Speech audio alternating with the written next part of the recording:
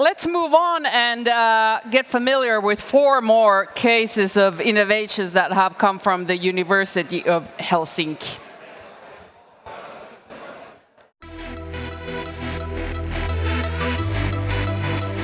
Did you know that almost half of the global fruit and vegetable production ends up lost? Freshpack is fighting this problem. Our new solution ensures the microbial safety and keeps the quality and freshness of these products much longer, and therefore enables us to consume more sustainable. You're welcome to join the fight with us.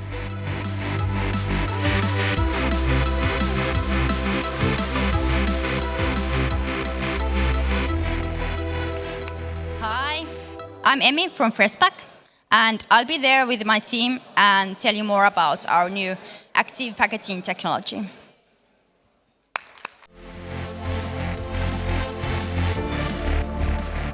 Moprim helps our customers to understand and quantify how people move. We create new mobility behavior data using sensors on the smartphone. We are looking for funding to fund further R&D and global growth.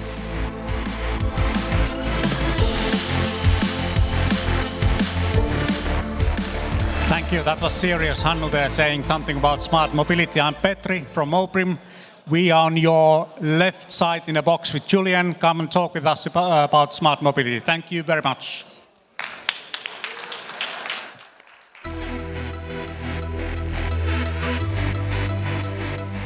Our solution KardioKompassi can help prevent heart attacks. It combines genetic information and health data and helps the doctor to choose the best treatment. And it also motivates the patient to take action. 10,000 people have used KardioKompassi and it works. We have more Kompassi solutions for other common diseases in the pipeline, and we are looking toward implementing them in healthcare, both in Finland and abroad.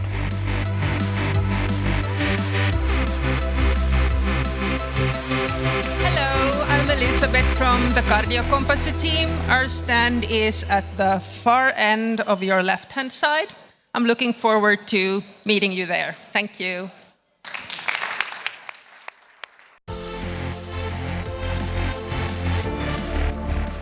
The world is full of interesting sensitive data of private people. But is it safe to use that data? Yes, if it is anonymized properly. We have developed a completely new anonymization technology.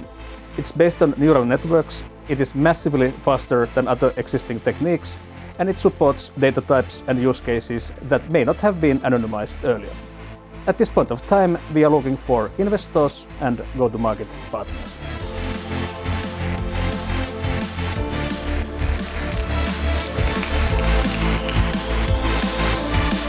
If you are interested in privacy of data, in data utility and big data, we have something quite interesting for you in 17 meters therewards. My name is Tuomo and the company is Veil.ai.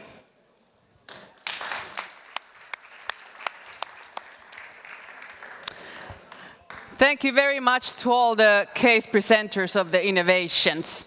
Do go and meet them later on. But for now, stay here because we're going to start with our panel discussion. I hope you have maybe some questions or comments in the audience as well. Let's welcome our panelists on stage. Minister of Economic Affairs, Katri Kulmuni, welcome.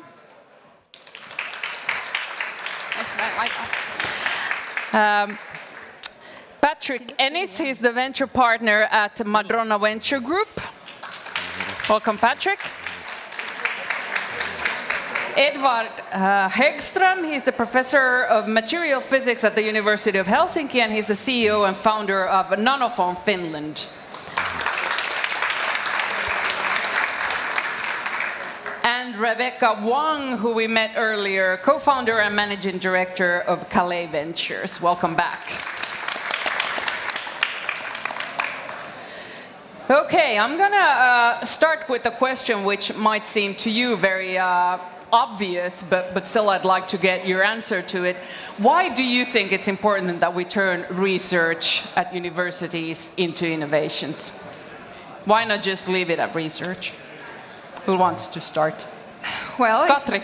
Yes. Well, if I begin, well, I'd say it's actually the only way to get new solutions. Of course, we get new solutions out of practice, but then if we have a goal, for example, the climate neutrality 2035, which is the government goal to reach carbon neutrality, it cannot be reached without technology and without research. So although we have the political goal there, but we still need to do a lot of research. And then in the end, how to make that research to help to reach that goal is to then have the businesses on board. But really to achieve new things, of course, it's really the basics that you need to have tight and good relations with the academia and the businesses. Patrick, you come from the venture part. What is your view on why do we need to turn research into innovations? Yeah, there's a zillion reasons, and I can spend the next 2 hours telling all of them to you. But let me just pick two. One is, it's very expensive to fund research and fund these academic enterprises. And the average person is sitting at home trying to raise a family, trying to raise their bills. And it's okay that they're wondering what is the return on their investment, because it's their money, it's tax dollars. And there's nothing unseemly in discussing that. The other reason is a very practical reason. If you're trying to maintain a world-class research institution, these days you will never be able to recruit the best graduate students from around the world and the best faculty if you don't have an active technology transfer program and an active startup and commercialization program. Edward. I come from the field of physics. And during my first year, when I was studying, my professor said, put physics to work. So when you do research, I think it's important to try to make it useful. Finland is a cold country. If you only do research and you never carry it out of the university, you are going to have a very, very cold time. Rebecca. I think there are very good points out of the reasons that were already mentioned. I want to say, I think there are some exceptions where there is theoretical research that doesn't have an immediate application for the market today, and there has to be room for that too. I think the public sector or universities must also fund theoretical research. However, even for those very theoretical problems, you have to have collaboration, and that collaboration often comes from making yourself open to working with other institutions around the world in networks that involve the public sector, non-profit, and the private sector. And that collaboration has created really amazing change in the world and the solving of many complex problems.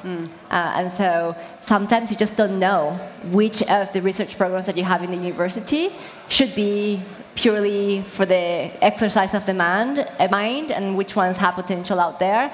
So you just put it out there and see what the market takes up. And that's the best way to know. I think you bring up a very important point when you said that there has to be room for research that can't be turned into money or can't be turned into direct innovation. So where do you sort of draw the line of this is what we need to capitalize on and commercialize, and this is okay just to be research? I don't think you necessarily need to draw the line, because I think the line draws itself. So think of all the research in quantum physics in the 1920s. No one knew that that would spawn everything we have today. Or some of the work at Stanford in the 1970s that led to the Cohen-Boyer gene splicing patents. They didn't realize at the time that we'd be sitting here today talking about synthetic biology startups. So I think it sorts itself out. And you definitely should never demean a professor who just wants to do basic science and has no interest in commercialization. That's fine. In fact, that is the primary goal of the university. My only point is for those professors that want to change the world through startups, we really need a lot of support for them, both inside the university, in the government, and in the worldwide private investment community. So how can universities best now then advance the birth of innovations? What can the universities themselves do? Edward? I think the roof should be tall. People who want to have an inclination more towards non-applied should be allowed to do so. People who want to switch their course mid-career should be able to do so. I did applied science for 25 years. I've done commercialization for 6 years. I'm very happy with it, and I would not rule out the fact that maybe I could go back. And University of Helsinki has been very helpful and very supportive in supporting an odd bird like me. In what way? Can you give an example? Never put up any obstacles just for putting up obstacles when you do something which is not what everybody do. But is it the job of the university to enhance the birth of innovations, or should it come from outside, from maybe the decision makers, the government, or the investors? What do you think, Katri? Well, I say if they all have a same kind of interest. For example, the example I took in my first example about the carbon neutrality. So of course it is a political goal that we've made legislative framework to generate, for example, the energy sector goes to renewables. But then it cannot be done only by legislation if there isn't any people who does the real thing. So of course the businesses has the money to put it on. But then they can't put it if there isn't the best technology and research that is done in the universities and academia. So in that sense, when the interest is common, then something might come up. But I'd like to comment also that the previous question about what is the line where to commercialize science or research. I think that when the collaboration is vivid and many-sided and where somewhat unexceptional coalitions are done, then something new comes out. If we always stick to the same route and same plan, so then nothing exceptional probably might come up, but real new things perhaps come with the more holistic approach, because that's in the end is the legislative framework. We think as legislators, we need to always think the whole society. And so, of course, both the businesses and the academia, if they can put them to a really broad perspective, then something new will come out. Obviously, the goal is to find investors who can make this happen and make these innovations come alive and make them success stories. But that might not always happen so easily, and we all know that universities struggle financially. So what role does the government play here in financing these innovations? Well, I'd say most of the cases it doesn't happen. Of course, you need to fail 10 times to proceed just to one thing. So you need to, our job is basically nothing else to every day have some sort of back down that didn't go the way we wanted to, but still you need to go further and further. And I think that's the same thing with businesses. Not all things is a great success, what you're planning to do, but still if you have a driving force, the pathway where you want to lead. Of course, the basic funding, I see it very strongly on that sense, that while research in itself has also a value, so it's a public sector who takes care of it in the end. But then we come, of course, into a larger discussion, who takes care of the public sector. So, and then we come to the economy policy, and we come to the working life issues, and the question broadens. But of course, the basic needs to be taken care with the public support, and the academia has a free will to study and research. Rebeca, you come from, well, your background is in the American universities, and I'm sure governmental money isn't really easily or in any way available back there for innovation. So how do you see this whole question? Should it all be private money, or should something come from the government? You know, if you look at the history of innovation in the US, the best cases come from the partnership of for-profit entities and government money. In fact, if you look at the history of computing, where MIT had a pretty important role, there's a lot of money from the government, especially from the Department of Defense. Professor Bush, who started the National Science Foundation, was a very strong proponent of bringing these parties together. And then, you know, labs like Bell Labs were created to facilitate the role of the private sector into the creation of innovation. So So if you look at universities like Stanford, this happens very well. There is definitely a public sector component, but a lot of private money also comes into funding tuition for grad students and also providing the experiences for the students to go outside of academia, even for an internship or a summer, and then cross-pollinate processes and methodologies and best practices to both worlds. Patrick, can you give us some examples from other places in the world, around the world, how universities and investors have worked together?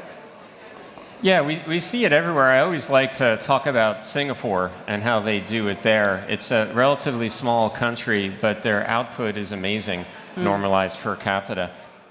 They start with a top-down plan, very strong public support. They're a very wealthy nation, so they have a surplus to invest in that.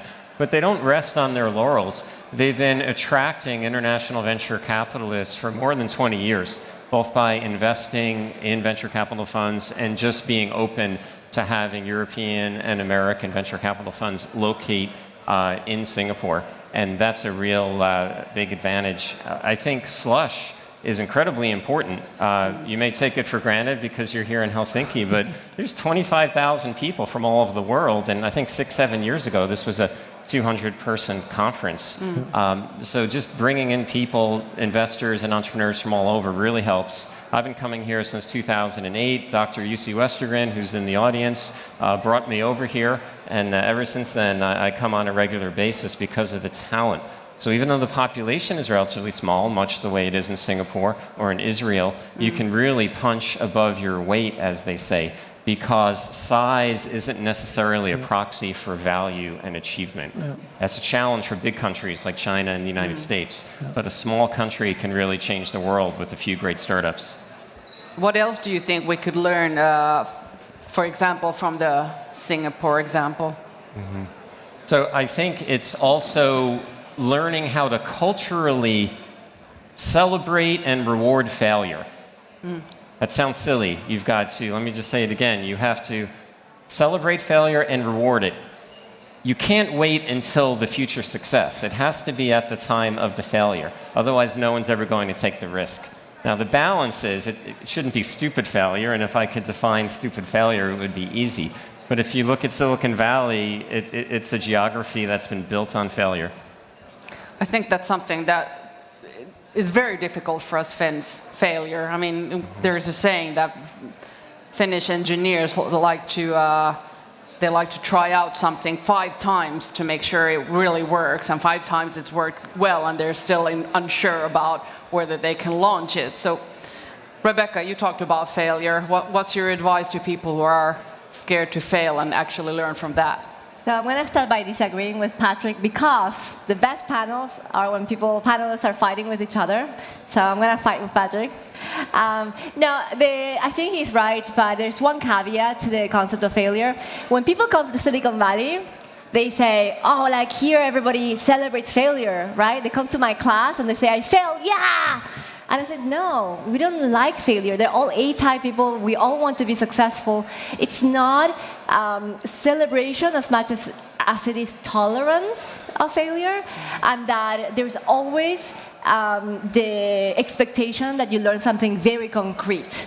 So when people come to pitch to me as a VC, for me as an investor, and they say, I failed at this business, and if the story ends there, then I don't want to invest in that person. But if the story continues and they say, I failed, but here's what I learned, and this is what I'm not going to do again, then I accept the failure. And in fact, sometimes I say, great, you made the mistake with your former girlfriend or boyfriend, so now, I can marry you. You got fixed, right? Same concept. So I think that's the difference between maybe a blank statement about celebration versus being more sophisticated about the notion of failure. Let's see at this moment if there are any comments or questions in the audience. If you do have some... There's one here. Great. Just wait for the microphone to arrive. There you go. Do you hear me? Yeah, good. So what I've been wondering, I'm from the Netherlands originally, but I've been living in Finland for 15 years. The concept I always get is that in the US, as has been mentioned, if you fail, the investors will come back, but in Holland, when you fail, the society looks at you as some kind of outcast. So is this a broader thing? So is this all over Europe, or you know, can you make it that simple, or is it more of a individual based? Who wants to answer? Well, I haven't been talking so much. In America, there is a saying that it's not how you go down, it's how you get up. I spent a lot of time there, and I spent a lot of time here. I think people here admire guys who try. I don't see this kind of outcasting thing as a huge issue. I think the adage fail often, fail fast is powerful. I think people really do not understand the power of momentum, to build momentum, to maintain momentum as a way to defend off. Of course, momentum can lead to hype. That's failure by hubris, if you want. But still, I would say that what I've seen in Finland, it's not a big problem, even though many people say that. I have startups that have fared better and startups that have fared less good.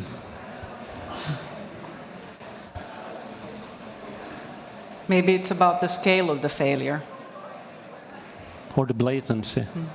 If a startup fails, it's not as big as if Nokia fails. I think obviously. It's about the degree of specularity. You know, if you're going to fail spectacularly. Any more questions and comments at this point? Yes, over here.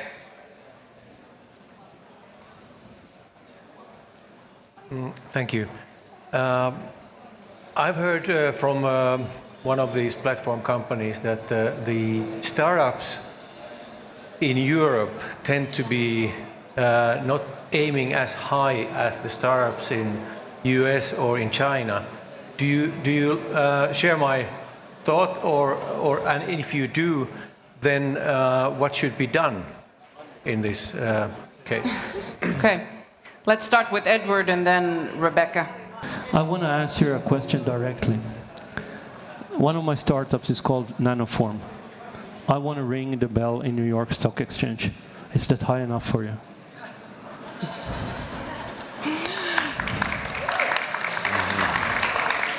Rebeca. Let's set a date so that now we have a goal. I think that's true. When I see students, for example, coming to Stanford, you ask a typical American student in Silicon Valley from Stanford, how big do you want your business to be? It used to be, I want to make my first million before 25. Now they want to make their first billion by 25. And that's sort of the mission. And I will say too much is also not great. I feel like we did go to the other end of the spectrum in Silicon Valley. A trillion is beautiful. But we could use a little more confidence, not just from European startups, from female founders, for example. They tend to aim lower as well. And we actually did some studies with my company, Unoodle, where we saw as one of the most important determinants of company size, ultimately, the intent of the founders in the beginning. So even the same product, the same idea, same talent in terms of IQ, right? But if the founders say, oh, I want to build like a $10 million company, that's what they're going to build. So the intent is very important. How do you solve it? I think it starts from education. I think it starts even from the home when you are raising your kids and you encourage them to think really big. And I know this because there are families that come with very small children in kindergarten from Silicon Valley back to Denmark. And then the kids come back home and they say, I got yelled at by the teacher today. Why? Because I stood out. I said something that it was not like the average. So the sort of the gender law in Denmark. And that is really infused to you from a very early age. And I think we need to change that to allow for the standouts and to make them feel like it's okay to be ambitious from kindergarten on. Okay, so in relation to this, Katri, how do we become more competitive here? One needs to be very international and constantly comparing what is happening in other parts of the world. It might be somewhat also a legend how to affect the, for example, the level of ambitiousness. It's a cultural thing. It's not only about money. Money, of course, helps a bit. It's not only about legislative framework, but it's something related to the culture and overall societal issues, and they are much more difficult to change than legislation or funding. So, of course, it's a collaboration with all kinds of different kinds of spheres. I see it similarly with Rebeca in that sense that if one considers what could Finland do more, we have a vivid base of startups, and Slush is a great example of it.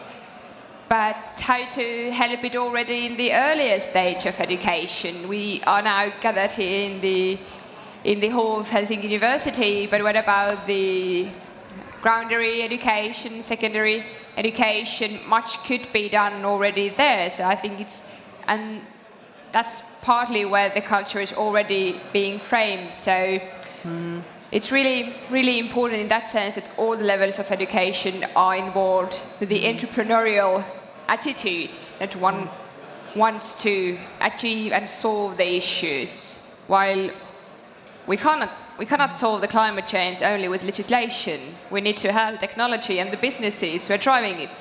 So in that sense, it's really, you need to have the ambitious level with all these instruments.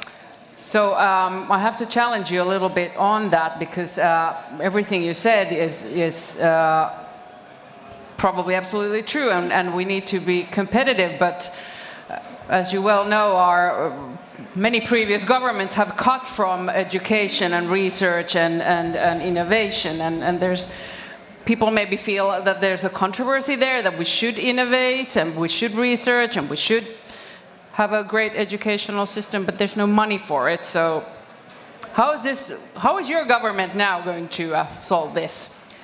Well, if we get the perception of how much is the population in Finland or in Singapore aging, for example. So of course we do not do the decisions only based on the election period. We must always think for the next 20 years. And then we come to the questions like how to leave these things in better shape for the next generation. I don't know, some political parties might see it okay to leave a bunch of deficit and debt. But then some parties see it's not okay, and that's the political dialogue we have, and we're competing of, and people are voting for it. So, of course, we try to leave the things in the best possible solution. It's true, the previous election term, we minimized the deficit. Some might think it was good economic size of the spectrum, but then other ones could criticize it from the educational perspective. Of course, it depends on the point of view, but then it led to the possibility that now we can put 50 million euros annually more to higher education. So maybe it was worth doing at that time, likewise. Let's look at it from the investor point of view for a minute now. Patrick, what would you say, how can the investors best find then something to invest in, suitable cases? Yeah, so let me just talk a little bit about the networks that Rebeca talked about earlier. In the old days, if you wanted to do a startup, you had to be in the same place, and you might actually be unaware of experts around the world that could either help you or be a competitor. I met a couple weeks ago with a startup that had 9 employees, and they were in 8 different countries on 3 continents, and they only get together twice a year. Now, that may not seem ideal, but it's better than not doing a startup at all. And in fact, there's strengths to being located in 3 continents, both in terms of being aware of what's going on with technology and with markets. So my point there is someone here in Helsinki can be part of a great startup, even if it's headquartered elsewhere. That's not a bad thing. That's a good thing. And we need to do more of these virtual startups. Edward, how do investors best find something to invest in the universities? I would say that internet helps a lot. we won a large innovation award 3 weeks back, the biggest one in manufacturing pharmaceutical industry. And it drove a lot of traffic to us, both investors and customers and partners. So standing out, winning, people like winners. So I think this kind of profiling is very, very important. If I may, I would like to come back to these 3 continent things. So when it grows, it's going to have IFRS accounting system, and I can only foresee what that means for the poor CFO of that company. And so there are like many things. Like in the beginning, it's really easy to be virtual, but at some point you need to get away from the dreams and get into the realm of EBITDA. You need to become a real company, and the real company has a lot of routines. It's there to stay. So all these kind of flipping companies, you just basically play one-card poker. That's a very, very different kind of innovative game, if you want. And I think that in the discussion, it's very important to talk about those that want to create standing value. Value that is not a poker game where you just play one-card poker. What's your point, Rebeca, on how investors can find the innovations they want to invest in? So I think there's a difference in concept or framework on how we investors actually find the best allocation of our capital. Because I personally think that the best investments come from building relationships, not from finding ideas. And the reason is that the best people who build the best businesses don't come to you. They don't pitch to you. They're doing their thing. You have to go find them and build a relationship with them before they become the Google founders. And so the job as an investor is really making a lot of really important relationships of talented people, because also another principle is that really bright and brilliant inventors, innovators, and entrepreneurs attract others. So you find one and you find a cluster. But you don't meet them necessarily in formal demo days. You find them, kite surfing in the bay. You find them climbing a mountain. You find them at weddings. So I think what's really important is to not forget that these are human interactions. This is not money finding an idea. It's people finding people. And so if you're a startup, or if you're a founder of a really interesting company, also don't think about finding investors who have money, like pockets, because investors see through that immediately.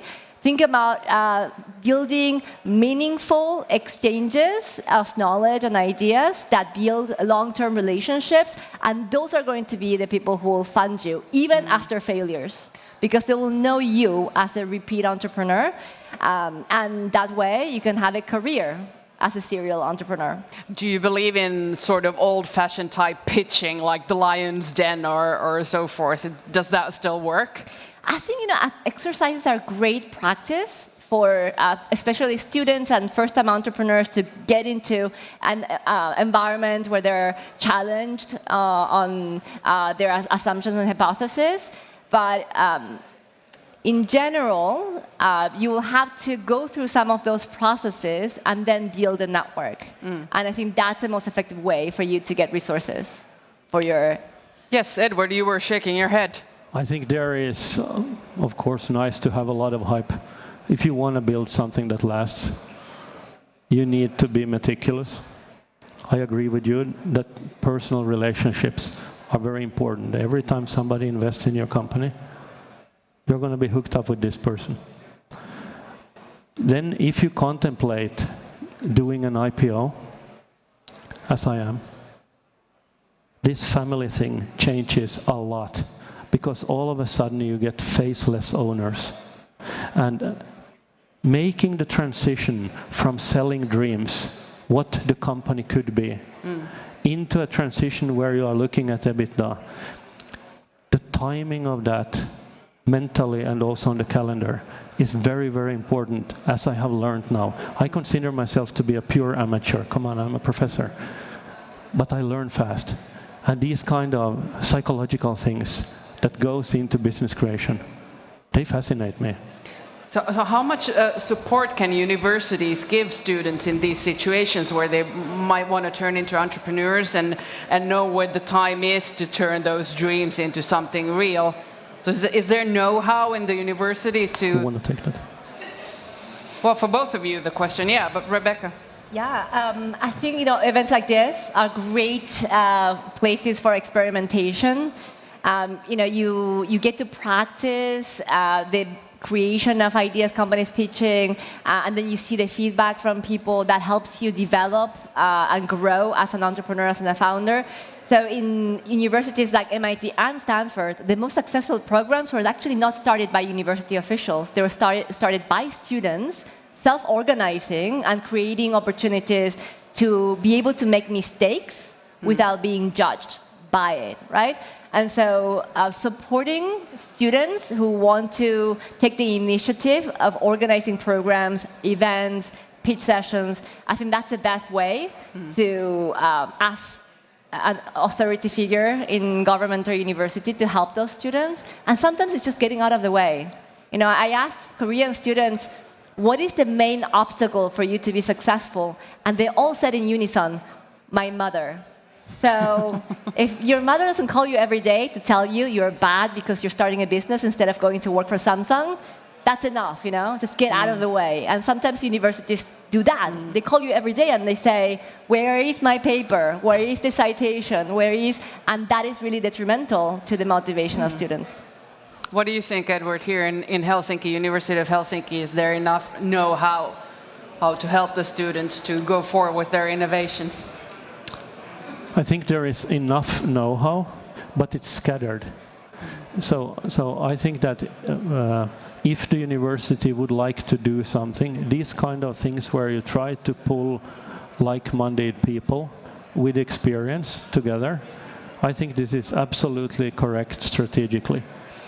And because here, if a young person meets one guy that this person likes, that may be the seed for something great.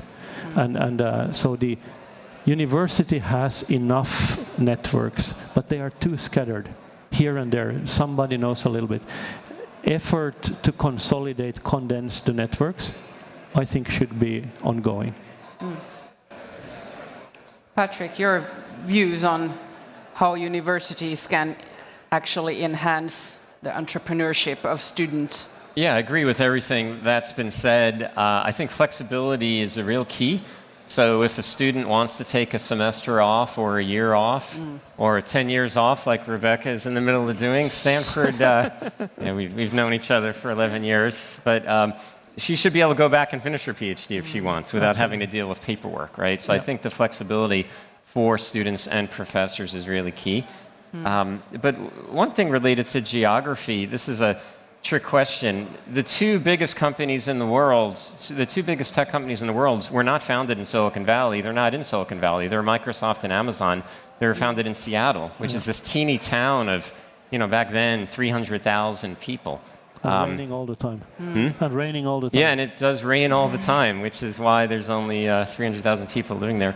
But the point there is, as great as the Valley is, and in aggregate, the Valley is the single greatest place to do a tech startup. But I find it very interesting that Microsoft and Amazon were founded in Seattle and not Silicon Valley.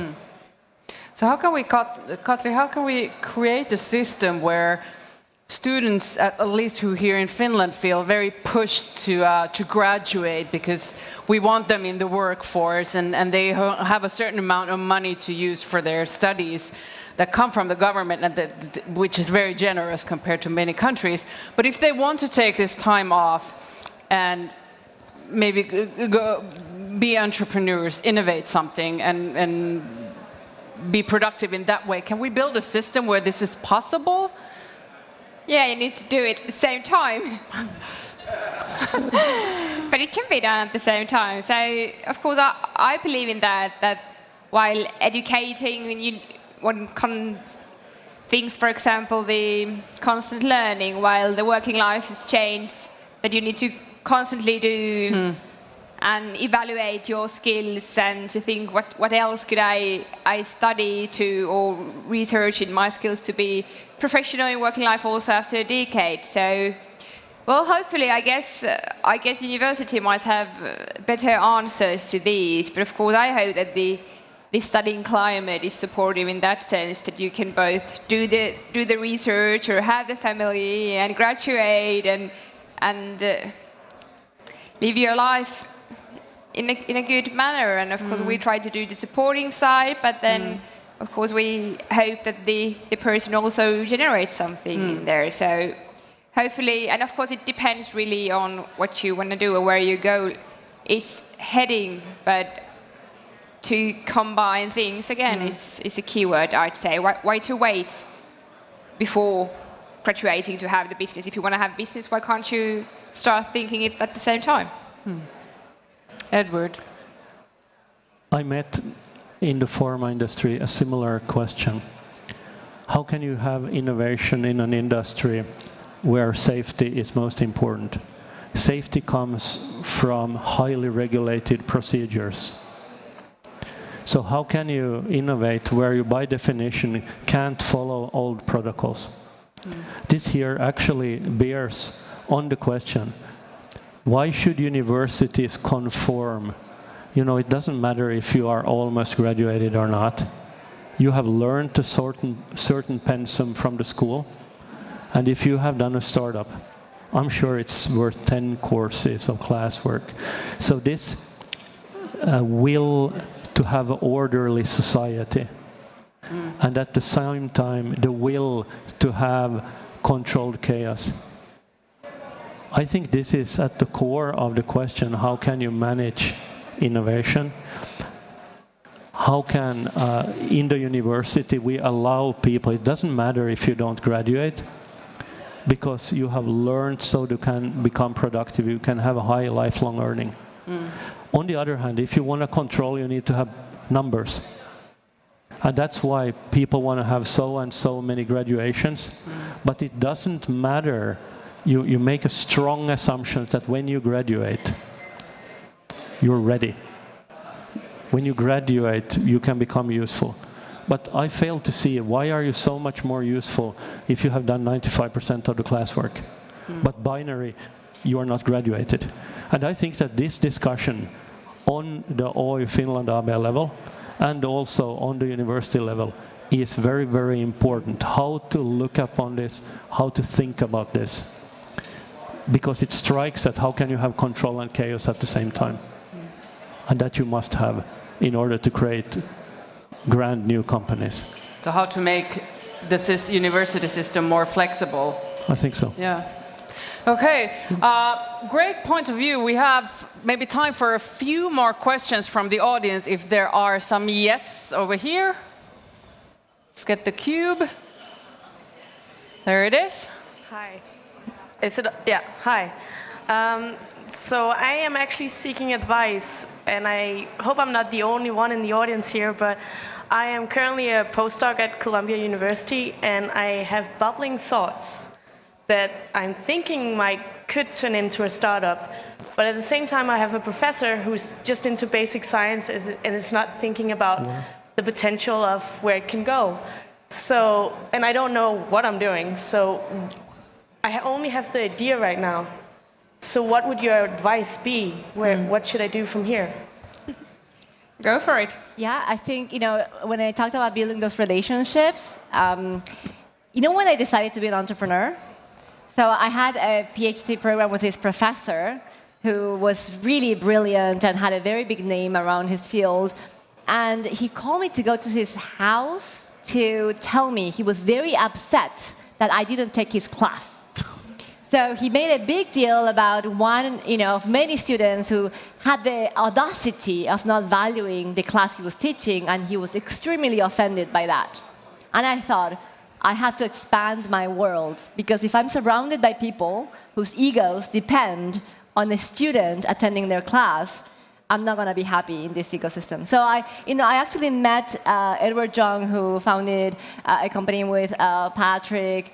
when I was early in my PhD process, and I just continued to branch out, organize student programs with a business association of student entrepreneurial students at Stanford. I started to engage with mentors outside in industry, and those were my opportunities to share those ideas. And you would be surprised at how many industry people are so eager to talk to people like you over a coffee or lunch, hear what's happening in the labs, what is the latest research.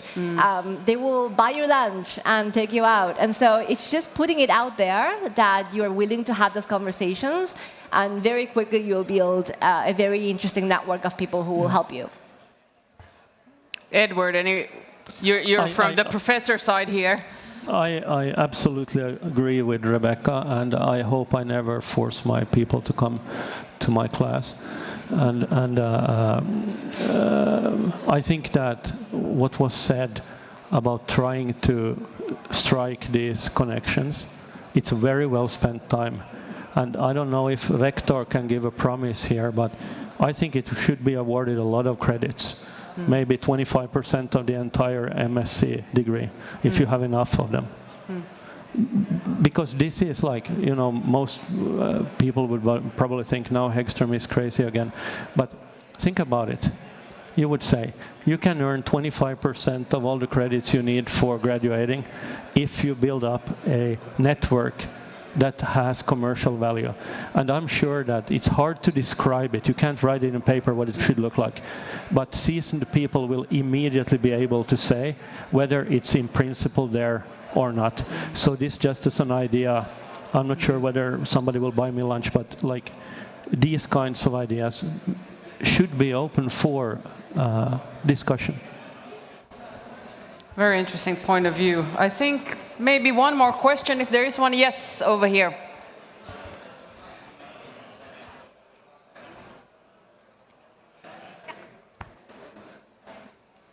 Hello, and thank you very much for the talk. So I have a question. So earlier there was a statement that was project-based innovations. Project-based innovations are quite difficult to create a business model out of. And so they said that if you have a business model, it's much easier to get the technology, the innovation, the science into it and generate profit and make sales. So now the question is, if we are really going to talk about how to integrate the science, the innovation, and so on, at the same time, we're excluding it. We're telling, yeah, but it's not going to convert into a great business model directly. So where are we right now, and what are we supposed to do? Are we supposed to separate the project-based innovation science, models from the business model dream? You don't know what to research, you don't know what to do, or how should we treat these two approaches? I think Patrick, maybe. Yeah, so I think related to that is the general point about customer pull versus technology push. And in business school, they always teach you, oh, it's all about customer pull and market needs. But actually, that's too simplistic an answer. It's really not that simple. If you look at most great startups, they do start with a kernel of a scientific or an engineering breakthrough. And that moves along, and then you do customer work, and then you layer on a business model. Sure, there's examples where you come up with a business model first, and then you scour the world looking for some technology to in-license into it. So there is no one path to happiness, but I will say, based on my experience working with startups, now going back to the mid-90s, the vast majority of the impactful ones started with a kernel of a technology idea, even if the business model and the go-to-market plan was totally unknown at the time. And you've probably done several of these. So. Yeah, I agree with you. The further out you are on the changing the industry scale, the more you must educate your customer base. And so, I don't know, you asked what to do. I always tell guys who want to listen to me, it doesn't matter what you do, but do a lot of it. And remember, execution is key. There's a lot of great ideas there. But in the end of the day, it's how you execute that's going to tilt it either to the left or to the right. So the hype of great ideas is great, but I try always to say hype and execution in the same sentence, because I think that's a much more powerful kernel, if you want. I'll give the last word to Rebeca. Oh, no pressure. Okay, so, well, I just want to remind you that there are companies that are very successful financially that didn't have a business model. Think of Oculus, that was acquired by Facebook for $2 billion. They didn't have a business model. WhatsApp didn't have revenue when they got acquired for over $10 million. I'm not saying those are examples to follow, but it's not always the case that for you to generate economic impact, you have to have a very solid business model. But both in science and in the startup world, I think that you have to fall in love and become really obsessed with a problem. Because if you really understand a problem that affects a lot of people, whatever the solution later, whatever the business model later, you know you'll be developing something that you're really passionate about and that has true value for society.